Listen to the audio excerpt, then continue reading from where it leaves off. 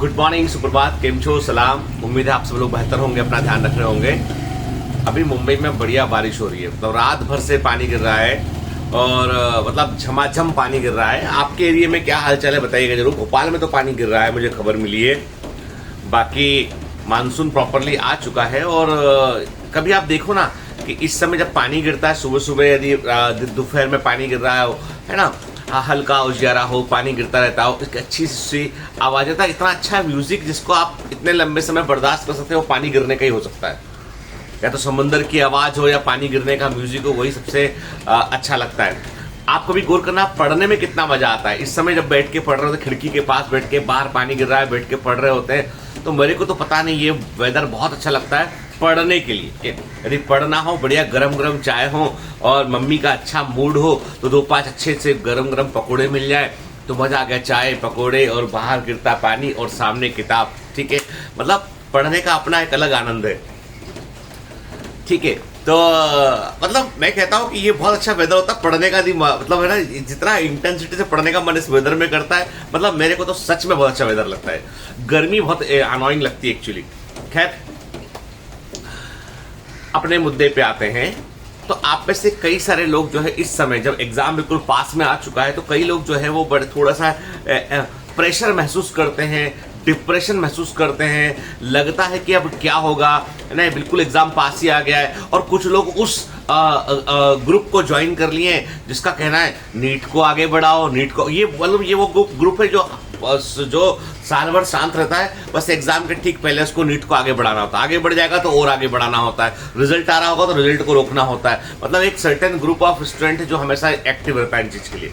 ठीक है, तो अभी मेरा पॉइंट ये है कि एग्जाम जो है, आपका एग्जाम बिल्कुल सर पर ऑलमोस्ट आ चुका है और हमको एग्जाम के लिए जो है वो प्रेशर महसूस होता है कई बार। तो नॉर्मल चीज है, एकदम नॉर्मल चीज है। मैं कह दूं आपसे कि एकदम नॉर्मल चीज है। लेकिन इसमें सबसे बड़ी बात यह, मैंने आपसे कहा ना कि हम इस समय बहुत ज्यादा इमोशनली ड्रिवन होते हैं। क्या होगा, मेरा नहीं हुआ तो क्या होगा, लोग क्या कहेंगे। अरे भाई, कोई कुछ नहीं बोलेगा, तुम मशीन के समान व्यवहार करो। Behave like a machine. Machine के पास टास्क होता है, तुम अपना टास्क डिसाइड करो और उसको दिन भर पूरा करो। अगले दिन का टास्क डिसाइड करो, उसको पूरा करो। ठीक है, तुम सोचो ही मत रिजल्ट के बारे में। तुमको नहीं सोचना, तुमको बस जैसे टेस्ट दे रहे हो ना, एक दिन तुमको एग्जाम देने पहुंच जाना है, सब अच्छा होगा।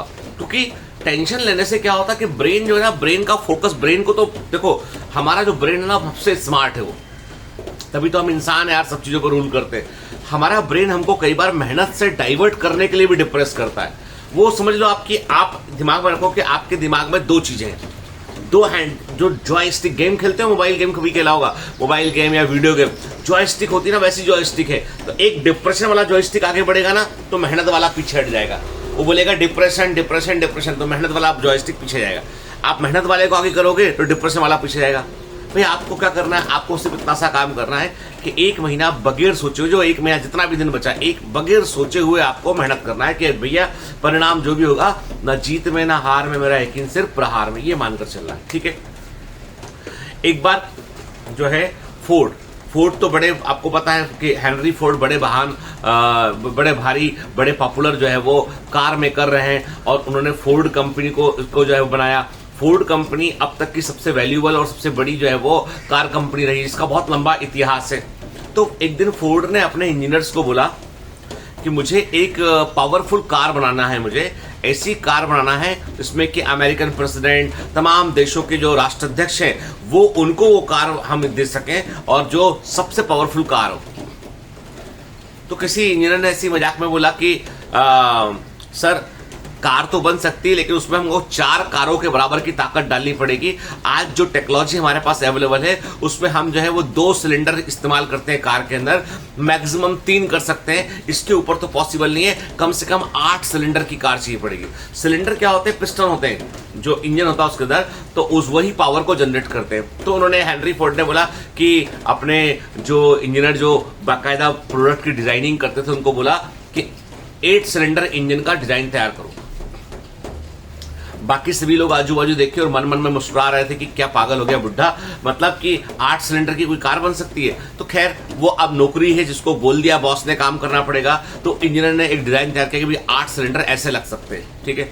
वो डिजाइन को हेनरी फोर्ड ने देखा, बोला हाँ ठीक है, और अपने बाकी इंजीनियर्स को बोला कि भाई इस पे काम करना शुरू करो, ये 8 सिलेंडर का इंजन चाहिए हमको। सभी इंजीनियर्स ने एक साथ बोला नहीं, नॉट पॉसिबल, संभव नहीं है, नहीं बन पाएगा, ऐसा नहीं होता है, सिलेंडर में इतनी हीट लगेगी, ऐसा हो जाएगा, वैसा हो जाएगा, बहुत सारे। हेनरी फोर्ड ने कहा वही, तुमको मालूम है कि क्या क्या कमियां इसमें हो सकती है, तो ऐसी गलती मत करना और अब बनाओ। 6 महीना गुजर गया, कितना प्रोग्रेस हुआ, काम चल रहा है साहब, बना नहीं अभी तक, असंभव है ये।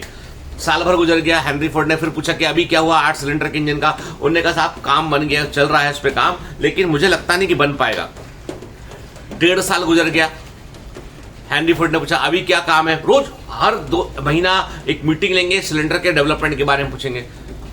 प्रोटोटाइप बनाए, अभी काम चल रहा है, समय लगेगा, वक्त लगेगा।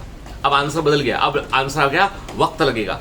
2 साल गुजर गए, 2.5 साल गुजर गए, आखिरकार 8 सिलेंडर का इंजन बन गया। हेनरी फोर्ड ने हिम्मत नहीं हारी, हर महीने मीटिंग करेंगे, हर महीने उस बोलेंगे डिजाइन में सुधार करो, ये करो वो करो, और वो 8 सिलेंडर का इंजन फाइनली बन गया, जिसको V8 नाम दिया गया। अब V8 गूगल करना, V8 जो कार इंजन है ना, सबसे पावरफुल कार का इंजन है। मतलब यदि मर्सिडीज के अंदर V8 इंजन डला हुआ है तो मर्सिडीज कम से कम 2.5 करोड़ की हो। जिस भी कार में V8 इंजन डला है वो कम से कम 50 लाख या करोड़ रुपए की कार है वो, ठीक है, इससे कम में आ ही नहीं सकती। वो इंजन इतना महंगा है, इतना पावरफुल इंजन है कि तमाम जितनी भी बड़ी कार है, बड़े राष्ट्राध्यक्ष जो होते हैं उनकी गाड़ियों में जो है वो V8 इंजन डला होता है, ताकि वो इंजन जो है वो दूसरों पे लीड ले सके, गाड़ी बहुत तेज जा सके आगे, ठीक है। तो V8 इंजन इतना पॉपुलर हुआ दुनिया भर में। आज भी फोर्ड की वो टेक्नोलॉजी पेटेंटेड टेक्नोलॉजी है, आज भी फोर्ड कंपनी को अरबों डॉलर का फायदा केवल V8 इंजन से होता है। वो बना तब बना हो। हेनरी फोर्ड से पूछा कि भाई जब सारे लोग 2.5 साल से बोल रहे थे कि नहीं बन पाएगा, नहीं बन पाएगा, तो आप किस विना पे इसको लगातार करते रहे? 2.5 साल लगाया आपने, लोगों का मेहनत भी लगाया। उन्होंने बोला जो सोच सकते हैं हम, वो हम जरूर कर सकते हैं। मैंने सोचा, आपने डिजाइन बनाया, काम किया, ये बात अलग है कि हम इम्परफेक्शन से परफेक्शन की ओर आगे बढ़ेंगे। गलतियां होंगी हमसे, वक्त भी लग सकता है, लेकिन हार होगी ये मत सोचो कभी। बनेगा और वैल्यूएबल बनेगा, क्योंकि वो 2.5 साल की मेहनत के बाद बना, टेक्नोलॉजी में बार बार चेंज किया गया, और फाइनली क्या हुआ, फाइनली एक आउटकम आया V8 इंजन का, जो फोर्ड कंपनी के लिए आज भी ब्रेड विनर है, खूब पैसा कमा के देता है। सोचने वाली बात यह है कि इतने लोगों के ना करने के बावजूद हेनरी फोर्ड जो है वो अपने विश्वास पर अडिग रहे। ये होती है बड़े लोगों की निशानी, ये होती है जीतने वाले की निशानी। कि जीत जो है तभी मिलती है आपको जब आपको भरोसा होता है। एक बार कहते हैं कि स्पेन के सैनिक जो है वो कहीं पर वॉर करने गए हुए थे, तो वहां पर देखा उन्होंने कि वो सैनिक जो है वो रास्ते में समुद्री जहाज से पहले लोग जाया करते थे, तो 200-400 सैनिक ही रहे होंगे अंदर उस जहाज पे। जब वहां उतरे वो आइलैंड पे, तो देखा वहां पे तो बड़ी सेना थी। तो स्पेन के कैप्टन ने बोला कि भैया एक काम करते हैं कि सारा सामान उतारो अपना। सारे सैनिक उतर गए, सामान उतार लिया, बम गोला बारूद जो था वो सब निकाल लिया, और कहा जहाजों को आग लगा दो। जो जहाज थे, जो जिनसे वो ट्रेवल करके आए थे, उन जहाज को आग लगा दी गई। फिर उस कैप्टन ने बोला कि अब हमारे पास वापस लौटने के लिए जहाज नहीं है, सिर्फ ये आइलैंड हमारे पास है। 2 ही चीजें घट सकती हैं यहाँ पर, या तो हम जीत सकते हैं या यहाँ पर मर सकते हैं। और हमारे सबके छोटे छोटे बच्चे हैं, परिवार है हमारे, और हमको वापस घर लौटना है, अपनी माँ का, अपनी वाइफ का, अपने बच्चों का मुंह देखना है। तो मरना हमारे लिए शायद जो है वो बेहतर ऑप्शन नहीं है, तो जीतना ही एकमात्र ऑप्शन है। ये मत देखो कि तुम 300 हो, ये मत देखो कि तुम कितनी संख्या में हो, ये देखो तो कि तुम्हारे पास दूसरा विकल्प नहीं है। You don't have a substitute, either do or die। कहते हैं कि वो 300 योद्धा, 350 योद्धा जो भी थे, वो जीत गए उस आइलैंड को।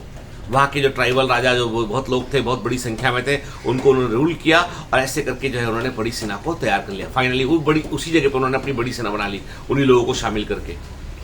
तो जीत के लिए याद रखना, जितने लोग अभी बोल रहे हैं कि मैं तो सर ये कर लूंगा, मैं प्राइवेट कॉलेज में एडमिशन ले लूंगा, कोई मुझे भेजा कि सर मैं फॉरेन यूनिवर्सिटी का अप्लाई कर रहा हूं, कोई बोला सर मैं ये कर रहा हूं, तो मैं कहता हूं वो सब एस्केपिज्म है, भागने का तरीका है तुम्हारा।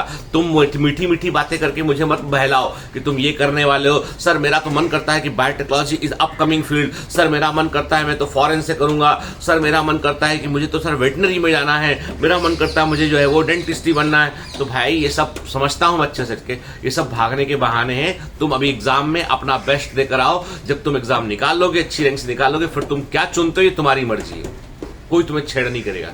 लेकिन तुम अभी अच्छे पॉलिश किए हुए चमकदार बहाने मत दो मेरे को, ठीक है? तुम पढ़ने पर फोकस करो, मशीन के समान व्यवहार करो।